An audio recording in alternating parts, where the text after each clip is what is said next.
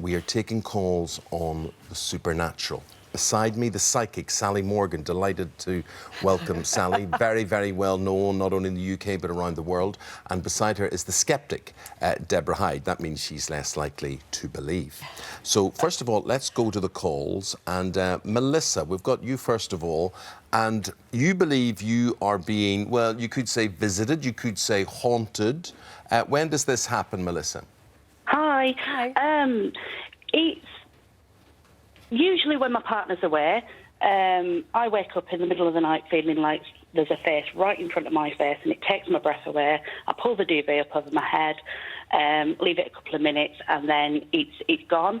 2 nights ago, I was woken up by my partner because I was screaming, thrashing around, and the only thing I can remember is the exact same feeling of somebody's face in front of my face. And you live in a pub, is that right? I do. I run a pub and live above the pub, and members of staff have told me that they've been told the pub's haunted, both upstairs and downstairs. There's always stories of hauntings in pubs, Yes. isn't there? There is. Right, Sally, let's go to you first. What do you make of this? Well, I think you're right, Ruth. I think that pubs, very similar to hospitals and schools and institutions, they can hold energy. So it doesn't surprise me that Melissa is sensing an energy there.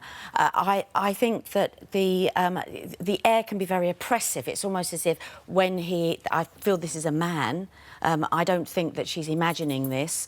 I feel that what's really interesting, Melissa, hello, it's Sally here. Hello, Melissa. Hi. I just wondered if the room that you sleep in, I just get a sense of that being used for something else just before you moved in. It wasn't a kitchen or had some sort of sink in it, even if it wasn't a kitchen. Did it have running water in there?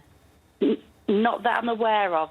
It was empty before we moved in, but I think it might have been used as the living area, So not a bedroom. your point being what? Well, the thing is that I feel that there is an energy in there, and the energy is from, it's like a residue of energy in there from someone else that lived there who possibly passed in that room. I don't think she's imagining this. No, Deborah, let me ask you something. Let me swap experiences that I've had. You see, when Ruth talks about the supernatural and ghosts and things, she says, well, of course, some people believe that, because that's her nervous way of trying to make out that, of course, it's not real. It doesn't exist. I just don't believe. No, you do. Proof. You do. And I've never seen it. Whereas I'm from an Irish culture, which very much would be very accepting of what Melissa said, or more accepting, particularly the previous generation, my mother's generation. I love a ghost story. Will regularly talk, you know, aunts and uncles who are deceased now, would regularly talk about sightings and visitations and people who, you know, all these sort of things.